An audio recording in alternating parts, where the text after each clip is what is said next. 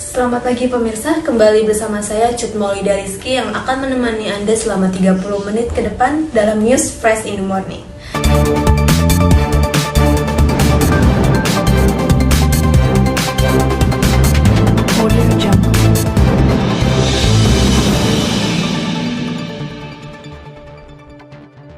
Berita pertama, mendekati akhir tahun dan menyambut tahun baru membuat harga bahan pokok mengalami kenaikan. Di Pasar Malabar, Karawaci, Kota Tangerang, dengan beberapa kenaikan harga bahan pokok seperti telur, tomat, minyak, dan cabai. Kondisi ini dikeluhkan oleh ibu rumah tangga dan penjual untuk mencari solusi agar kebutuhan pokok terus terpenuhi. Berikut liputannya. Terima kasih Cut Maulida. Nama saya Davario Nali Pratama. Saat ini saya berada di Pasar Malabar. Kenaikan harga barang pokok pada tanggal 20 Desember 2022 sedang mengalami kenaikan harga. Daftar harga sembako menjelang Natal dan Tahun Baru Nataru 2023 mengalami kenaikan pada sejumlah kebutuhan pokok mulai dari cabai, bawang merah, telur, tomat, hingga daging.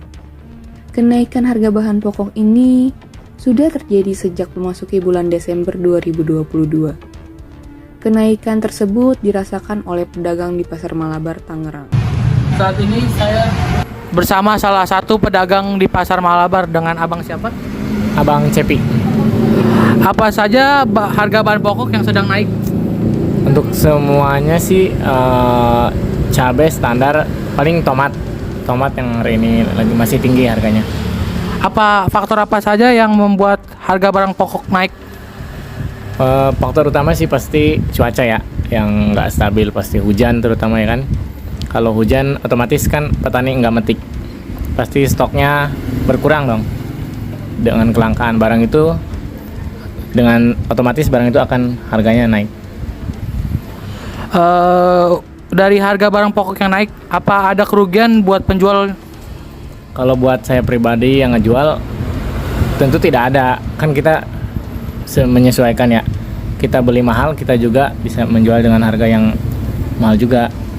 Paling ya ibu-ibu aja paling yang agak ya sensitif lah kalau masalah harga.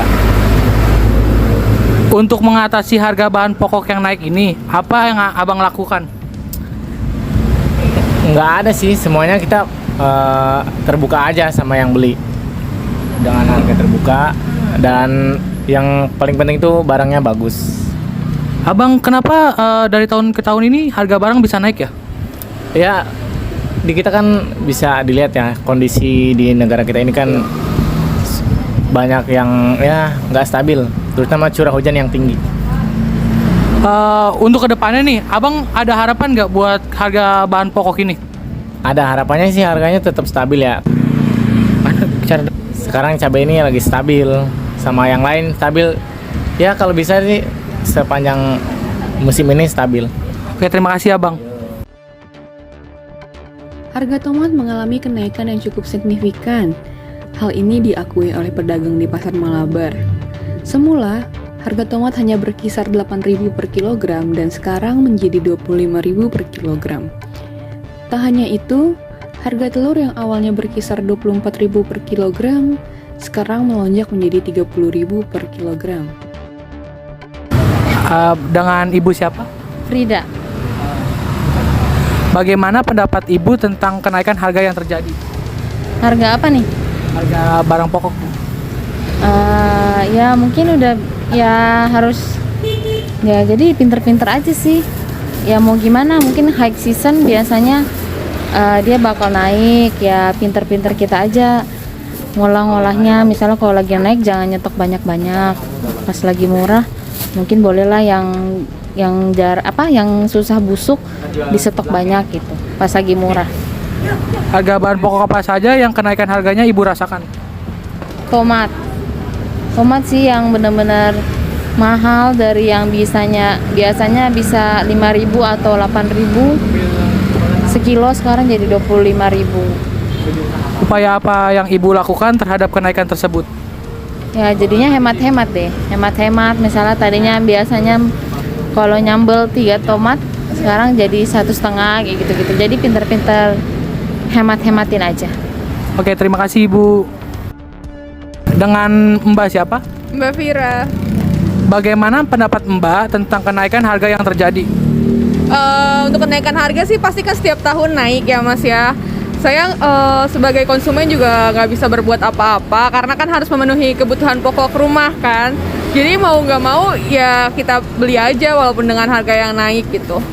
Harga bahan pokok apa saja yang kenaikan harganya Mbak rasakan? Telur sih ya Mas ya, tadinya kan sekilo itu kurang dari 20.000 mungkin ya. Sekarang sudah hampir 30.000 per kilo, jadi lumayan kerasa. Terus cabai rawit juga, dan daging-dagingan kayak daging ayam, daging sapi itu juga yang paling saya rasakan sih kenaikannya, karena kan sering masak gitu ya. Upaya apa yang Ibu lakukan terhadap kenaikan tersebut? Saya sih mengatur prioritas aja sih Mas. Saya misalnya biasanya hari ini mau masak apa, jadi kita ngatur mau belinya apa, biar nggak over budget aja sih gitu. Terima kasih ya Mbak. Lonjakan harga bahan pokok menurunkan daya beli masyarakat. Kenaikan sejumlah komoditi bahan pokok tersebut diduga lantaran minimnya pasokan bahan-bahan dari daerah penghasil. Dikarenakan musim hujan yang terjadi sepanjang bulan Desember ini, sehingga berpengaruh terhadap pasokan barang serta pendapatan pedagang pasar. Pedagang pasar belum mempunyai alternatif lain untuk mengatasi permasalahan omset. Semua kembali ke pemerintah yang harus menjadi agregator untuk memfasilitasi pedagang pasar, serta pedagang berharap pemerintah dapat memperlancar masuknya kebutuhan bahan pokok melalui kebijakan yang sesuai agar kondisi ekonomi pedagang pasar bisa kembali pulih. Pemerintah Kota Tangerang belum lama ini menambah ruang terbuka untuk masyarakat dengan membuat alun-alun Cibodas di Jalan Raya Borobudur. Berasal dari tempat lahan terminal bus, kini diubah menjadi alun-alun Cibodas yang bisa dijadikan wisata alternatif untuk para pemirsa. Seperti apa alun-alun Cibodas? Mari simak beritanya. Selamat sore pemirsa, saat ini saya sedang berada di alun-alun Cibodas, Tangerang. Alun-alun ini baru saja dibuka pada tahun 2022 ini. Bisa dilihat pada sore hari ini banyak sekali pengunjung yang datang untuk sekedar berolahraga, jalan santai, ataupun membeli jajanan. Dan saya akan bertanya kepada beberapa pengunjung dan juga penjual mengenai alun-alun yang baru saja dibuka ini. Yuk, kita tanya yuk! Pemerintah Kota Tangerang mengubah fungsi lahan bekas terminal Cibodas menjadi jogging track. Sarana ruang publik itu berlokasi tepatnya di Jalan Borobudur Perumnas 2, Kecamatan Cibodas. Pemerintah Kota Tangerang berubah tempat tersebut yang dulunya sebuah terminal dan pasar, dirubah kini menjadi lapangan yang layak dipakai sebagai ruang publik. Para warga pun menyambut dengan bahagia dan antusias dengan dibukanya alun-alun Cibodas. Saat di pagi hari, banyak warga yang menggunakan fasilitas tersebut sebagai alternatif untuk berolahraga dari jalan santai hingga jogging. Dan saat sore tiba, alun-alun ramai dengan keluarga yang membawa anak, muda-mudi yang ingin berolahraga ringan seperti berlari, sampai adanya komunitas yang berlatih. Baik pemirsa, saat ini saya sudah bersama salah satu pengunjung dengan Mbak siapa? Nama saya Ella. Baik Mbak Ella, alun-alun ini kan baru saja dibuka ya Mbak. Apa pendapat Mbak tentang alun-alun yang baru saja dibuka ini? Pendapat saya sangat bagus ya Mbak. Kan sebelum jadi alun-alun ini tempat untuk pembuangan sampah, lahan yang tidak terpakai. Kemudian dijadikan alun-alun cocok untuk rekreasi warga setempat untuk hiburan. Oke. Lalu kenapa Mbak Ella milih buat bersantai di sini nih, alun-alun ini? Kenapa? Mungkin karena ini ya dekat rumah saya, terus banyak jajanan juga, terus kami, terus tempatnya cocok untuk berolahraga. Baik Mbak Ella, terima kasih. Baik pemirsa, saya sedang bersama dua pengunjung lainnya dengan Mas siapa? Mas Christian Wijaya. Saya Dimas. Baik Mas, kan alun-alun ini baru dibuka, sering kesini? Baru-baru ini sih sering. Lumayan minggu-minggu ini mulai. Pendapatnya tentang alun-alun yang baru dibuka ini gimana? Bagus sih, bisa ya ada trek jalur jogging nih, jadi nggak keluar kan, nggak jauh-jauh ke Ahmad Yani gitu, ada yang terdekat. Kalau Mas? Sama lagi nurunin berat badan kan, jogging sini enak, lebih gitu kan. Terus kenapa milih bersantai atau olahraga di alun-alun ini? Ya kan udah disediain gitu ya, jadi ya di sini daripada di Palem kan belum ada itunya, belum ada trek jalur itunya joggingnya. Gak ada yang mobil juga asap, jadi yang di sini aja sama lingkungan gak ada asapnya. Lebih nyaman ya? Ya lebih nyaman. Masih juga sama Lebih nyaman, lebih dekat juga. Oke, baik, terima kasih ya Mas. Selain untuk olahraga, banyak orang yang memanfaatkan lapangan untuk kegiatan lain yang bisa dilakukan di sore hari seperti menyewa mobil mainan dan juga menyewa yang lainnya. Dan jika Anda lapar, tidak usah khawatir dikarenakan banyaknya UMKM dari mulai makanan berat hingga makanan ringan dan juga banyak minuman yang berada di sekitar alun-alun tersebut. Baik pemirsa, saat ini saya sudah bersama salah satu penjual dengan Ibu siapa Ibu? Ibu Rita. Ibu Rita. Ibu jualan dagangan ini sejak awal alun-alun ini buka atau sejak kapan? Udah 4 tahun yang lalu kita jualannya. Udah 4 tahun yang lalu, tapi di sininya baru sejak dibuka aja ya Bu? Iya, baru jadi buka aja. Oke, ini biasanya ramenya itu kapan Bu? Hari apa? Sabtu Minggu. Sabtu Minggu ramenya jam pagi atau sore? Sore doang. Sore lebih ramai ya Bu. Pendapatnya tentang dibukanya alun-alun ini apa Bu? Ya alhamdulillah sih ada. Ini ada ekonomi kita agak ini. Buat nambah-nambah gitu kan pasar malam kan biasanya saya buka pasar malam sepi, sejak ada alun kan alhamdulillah kan rezekinya gitu. Baik, jadi ini membantu perekonomian ya Bu ya dengan adanya dibuka alun-alun ini. Betul. Baik Ibu, terima kasih ya Bu atas waktunya. Baik pemirsa, itu dia tadi liputan saya mengenai alun-alun Cibodas ini. Semoga bermanfaat. Selamat sore dan sampai jumpa. Berita selanjutnya ada minuman tradisional berasal dari Provinsi Jawa, Purworejo.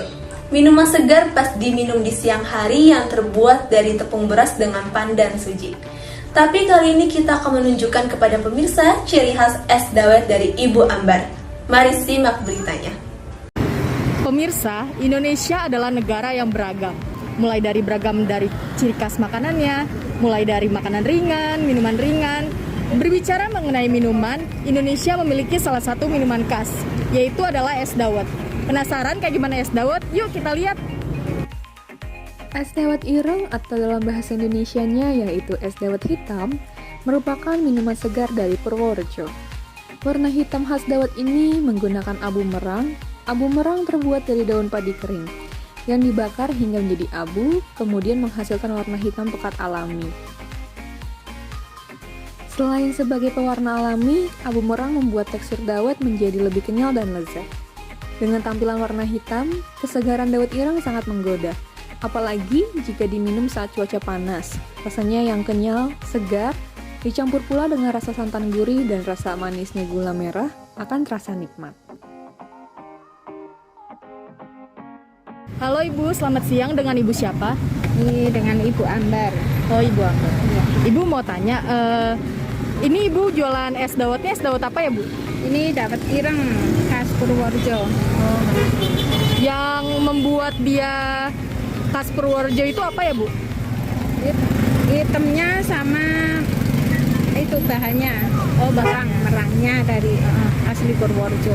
Oh, emang itu bahan yang hitamnya itu terbuat dari apa sih Bu? Dari itu sekam padi. Sekam padi dibakar lalu dibikin kayak bubuk gitu. Berarti emang asli dari Purworejo ya Bu? Iya, dari Butuh Purworejo. Kalau untuk bahan-bahannya sendiri ini ada apa aja ya Bu bahannya? Bahannya tepung sagu kali, ada campurannya saya nggak tahu dah. Oh, tapi kalau untuk itunya santan ya, santan terus apa lagi? Sama gula, udah. Gula merah ya? Gula merah campur aren udah. Kalau kira-kira per hari gitu Bu, habisnya berapa bungkus ya Bu? Nggak tentu ya Mbak, tergantung cuaca juga. Kalau nentuin berapa bungkusnya nggak tahu. Tapi ya ya 100 bungkus ya Bu ya? lebih ya. Kalau untuk harga per satu bungkusnya itu berapa Bu? 6.000. Oh 6.000. Iya. Kalau Ibu biasanya jualannya ini dari jam berapa aja sih Bu? Dari jam setengah 10 sampai sehabisnya. Tapi seumpama masih ada paling sore jam 5. Oh jam 5. Ya Pak, kalau masih ada. Kalau hari biasa gini paling jam 5, kalau Sabtu Minggu nggak nyampe lah, paling jam setengah 2, setengah 3. Berarti Ibu jualannya cuma di sekitaran sini aja ya Bu? Ya, nggak ada di tempat lain? Nggak ada. Baik Ibu, terima kasih ya Bu. Jajanan asli Purworejo ini tak hanya dapat dinikmati saat di Purworejo saja, sebab saat ini di tiap daerah sangat mudah untuk menemui keberadaan es dawet ireng. Salah satunya di daerah Tangerang, lebih tepatnya di Kutabumi. terdapat es dawet ireng khas Purworejo. Oke pemirsa, sekarang nih aku udah ada es dawetnya. Sekarang kita cobain yuk.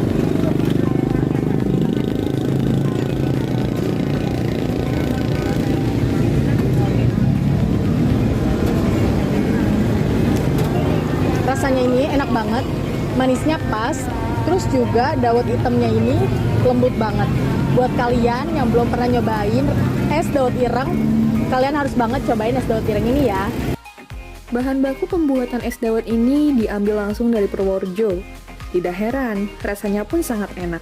Dengan harga Rp6.000 saja, kamu dapat menikmati kelezatan dan kesegaran es dawet ireng ini. Oke pemirsa, sekarang aku udah sama salah satu pelanggan di sini. Aku mau wawancara ini. Halo, dengan Mas siapa? Mas Tama. Mas Tama. Mas udah sering beli di sini ya? Ya udah, saya udah sering kali beli di sini. Kenapa sih Mas lebih memilih beli es dawet di sini? Karena dekat rumah saya, terus sama es dawet di sini kan beda gitu, beda rasanya. Ya. Oh, gimana rasanya Bang Mas? Ya enak, lebih daripada yang lain gitu.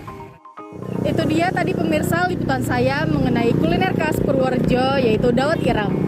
Saya Betri, kembali ke studio. Kucing merupakan hewan peliharaan yang populer di dunia. Para pecinta kucing pasti ingin kucingnya selalu sehat. Tak dapat dipungkiri bahwa sterilisasi pada kucing menuai pro dan kontra. Di balik pro dan kontra sterilisasi kucing memiliki banyak manfaat untuk si kucing. Untuk mengulik lebih dalam, berikut liputannya. Si Mio yang mau disteril, saya yang deg-degan nih. Gaby berniat untuk sterilkan si Mio, kucing kesayangannya. Sterilisasi ini adalah proses pengangkatan organ reproduksi kucing, bertujuan agar si kucing tidak bisa menghasilkan keturunan lagi nih pemirsa. Mungkin beberapa dari pemirsa masih bingung harus kemana dan bagaimana prosedur mensterilkan kucing kesayangannya. Sekalian deh, liputan harian kali ini kasih infonya. Sebenarnya, sekarang sudah banyak rumah sakit ataupun klinik yang menyediakan jasa sterilisasi untuk kucing loh. Harganya bervariasi. Salah satunya seperti klinik hewan di Cibodas ini yang relatif terjangkau. Klinik ini dibuka mulai pukul 12 siang sampai pukul 8 malam. Nah, supaya pemirsa tahu bagaimana prosedur mensterilkan kucing, yuk kita lihat sama-sama prosedurnya. Sebelum tindakan, kucing dicek dulu kondisinya. Selain kondisi fisik yang prima, ada syarat lainnya untuk bisa sterilisasi kucing. Minimal kucing sudah berusia 6 bulan untuk betina dan 7 bulan untuk jantan. Si kucing juga beratnya wajib sudah di atas 3 kg ya pemirsa. Kalau semua sudah oke, baru bisa dimulai tindakannya. Prosesnya tidak lama, hanya sekitar 15 menit saja. Si kesayangan akan siuman sekitar setengah jam pasca pemberian obat bius. Perlu diperhatikan, kucing akan butuh perawatan khusus pasca operasi dan akan pulih kembali sekitar 14 hari setelah operasi. Halo dok, perkenalkan nama saya Gabriel, saya dari Universitas Gunadarma. Dengan dokter siapa? Dokter Aulia. Dari klinik apa dok? Dari Karawaci Pet Care di Karawaci. Untuk pertanyaan pertama, manfaat mensterilisasi kucing apa saja ya dok? Manfaatnya banyak. Steril kucing itu kan kita mensterilkan dari dia rasa birahi atau rasa pengen kawin. Nah, biasanya rasa birahi itu nyebabin kucing itu stres kebanyakan. Ada yang dia bisa kawin, ada yang enggak. Nah, enggak bisa kawin aja dia kadang stres ya, bulunya juga rontok, apalagi yang enggak bisa. Nah, di situ terus banyak banget penyakit-penyakit yang salah satu penyebabnya itu karena dia belum disteril.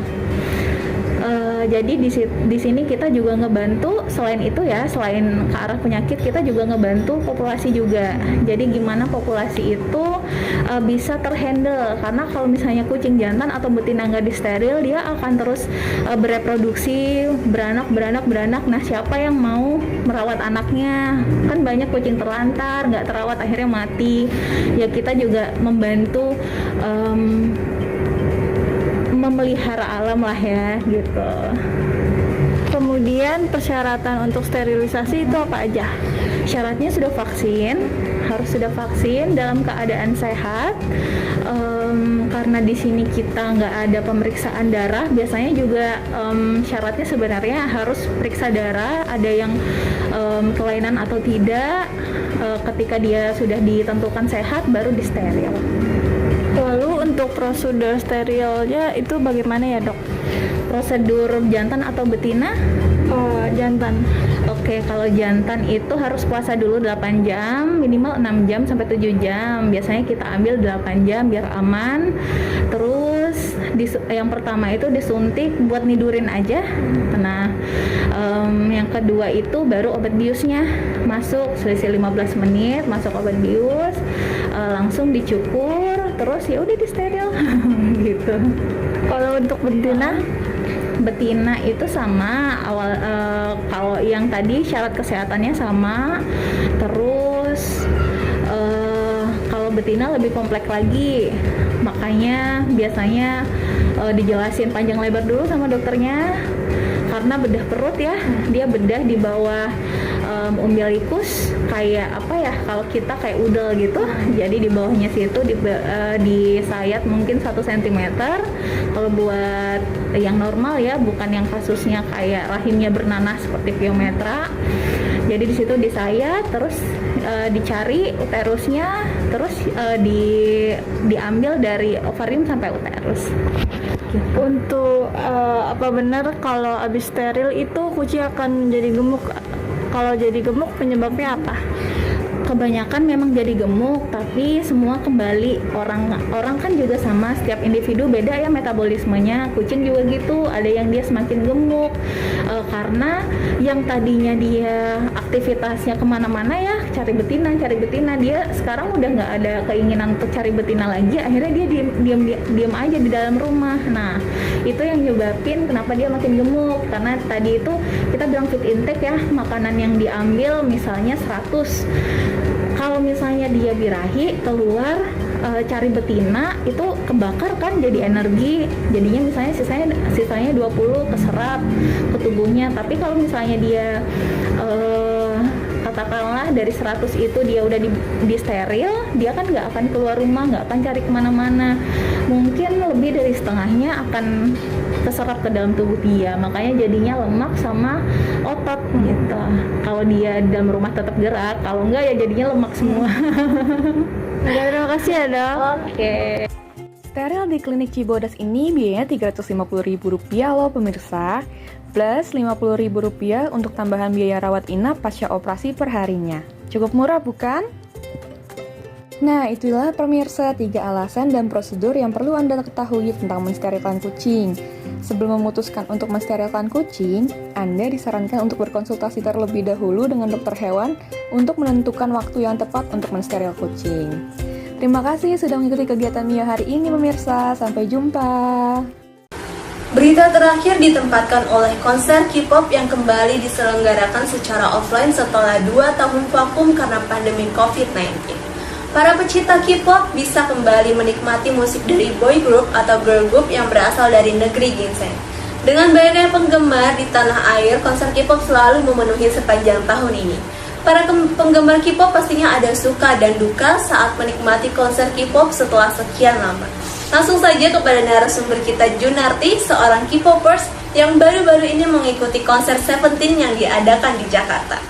Halo Junarti. Halo Cut. Seperti yang kita ketahui nih, selama 2 tahun COVID-19, konser semua ditiadakan termasuk konser K-pop. Nah, tapi di sepanjang tahun 2022, konser K-pop diadakan lagi dan selalu memenuhi setiap bulannya di Indonesia. Nah, gimana sih pesan Junarti setelah mengikuti konser K-pop Seventeen ya, yang minggu kemarin diadakan? Iya, terima kasih atas pertanyaannya. Kalau menurut aku sendiri sih, karena yang pertama tuh senang banget ya, karena Seventeen itu emang selalu datang ke Indonesia. Cuma karena pandemi ini, mereka tahun kemarin nggak ngadain konser. Jadi terakhir mereka konser 2020 kan. waktu 2020 kan masih awalnya pandemi nih. Baru pas 2021 mereka pengen ngadain konser di sini, cuma karena lagi COVID jadi nggak bisa. Yang pertama tuh seneng, yang kedua waktu konser tuh banyak banget kan fansnya yang datang karena kan pada kangen, dan juga masa pandemi sudah mulai berkurang. Yang ketiga, pas konser kemarin tuh kita ketemu teman baru yang bisa dari kota manapun, dan juga bisa kenalan, dan juga kayak mendapatkan pengalaman baru sih, terutama gitu aja. Pokoknya yang paling nomor satu adalah seneng banget mereka datang. Yang selama kita ketahui kan, walaupun pandemi itu kan konser K-pop itu diadain tapi secara online nih. Ada perbedaan suasananya nggak sih secara online dan offline setelah kamu ngikutin konser K-pop itu? Perbedaannya sih kan jelas banget kalau dari sisi konser K-pop ya.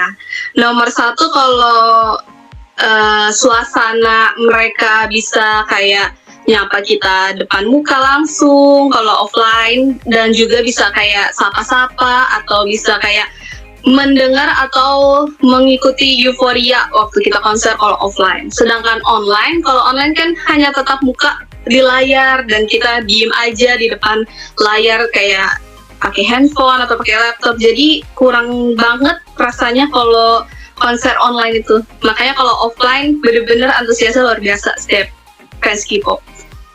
Setelah offline itu kan pasti banyak banget yang ngikutin ya, banyak banget orang-orang yang ikut konser K-pop secara offline. Nah, ada nggak sih kayak chaos gitu, atau ada kayak ribut-ribut gitu waktu kamu ikut konser K-pop? Kalau chaos mungkin ya, ini kan tergantung pribadi orang masing-masing. Kalau di fandom Seventeen yang namanya Carrot sudah dihimbau kayak dari seminggu yang lalu waktu kita mau konser, kayak kalau bisa satu, jangan chaos.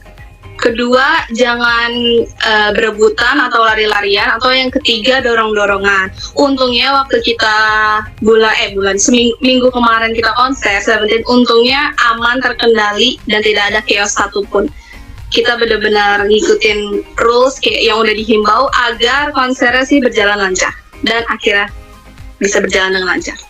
Walaupun dengar-dengar itu lagi hujan-hujan, konser tetap berjalan ya? Bukan hujan lagi, itu seperti kayak gini. Kayaknya kalau nggak salah waktu itu ada berita mau hujan badai ya. Aduh, kenapa tanggal itu gitu? Ya mau gimana lagi, nggak bisa diundur kan? Karena mereka kalau diundur, schedule mereka bakal berantakan. Soalnya mereka lagi sibuk-sibuknya. Jadi kita sih yang di sana cuma kayak, ayo kita bisa semampu kita menikmati dan mengikuti alurnya. Tapi have fun juga sih waktu hujan-hujanan konser. Mantap. Ada tips gak sih dari Junarti sendiri buat kedepannya nih, biar kita tuh saat ngikutin konser offline maupun K-pop maupun konser-konser lainnya itu harus tetap disiplin, tetap tertib? Ada tipsnya nggak? Ada saran dan pesannya? Kalau saran dari aku sih cuma satu, yaitu cek cuaca. Dimana kalau Indonesia kan cuma ada cuaca panas dan hujan. Jaga-jagalah bawa payung nomor satu, dan yang kedua, kalau bisa chaos jangan sampai terjadi di setiap konser manapun, karena apabila itu terjadi akan membuat yang lainnya menjadi kayak, ini kenapa konser ini doang yang chaos, dan dibanding-bandingkan dengan konser yang lain. Jadi semaksimal mungkin jangan sampai chaos. Itu aja. Itu tadi pembahasan dari kita dengan Junarti sedikit tentang konser K-pop offline. Terima kasih Junarti atas kesediaan waktunya. Kami ucapkan terima kasih. Seventeen adalah artis kesekian yang mengadakan konser di Jakarta setelah pandemi COVID-19 melanda dunia. Seventeen merasa sangat bahagia bisa kembali menyapa para penggemarnya di seluruh dunia lewat konser, termasuk Indonesia. Grup yang berisikan 13 orang personel ini merasa Carrot, sebutan untuk penggemar mereka, adalah sumber tenaga dan kekuatan mereka agar bisa tampil di atas panggung. Para penggemar pun juga merasa sangat senang dengan konser ini karena mereka bisa bertemu kembali dengan idolanya setelah 2 tahun vakum.